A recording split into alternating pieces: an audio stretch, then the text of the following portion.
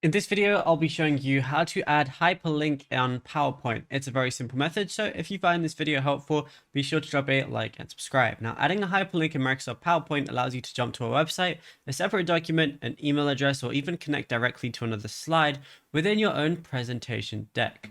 So what you want to go ahead and do is firstly just have the URL ready for the website you want to go to, then navigate to the slide that you want this on. So let's say in my instance, it's this one right here. Highlight the specific text blocks or click the outer edge of the image or shape you want to transform into a link. Now, all I want to go ahead and do is if I go ahead and go over to that, now I can press Control and K right here, and then it's going to say insert link. Now I can either place it in this document, I can use an existing file or web page. So if I want to choose this address, go ahead and press OK, and now it's as a link. So if I press Control and I click on it, it now opens up the web page. You just couldn't see it open because it's on a separate tab, but it's literally as simple as that. And then you could just do that with any slide you want.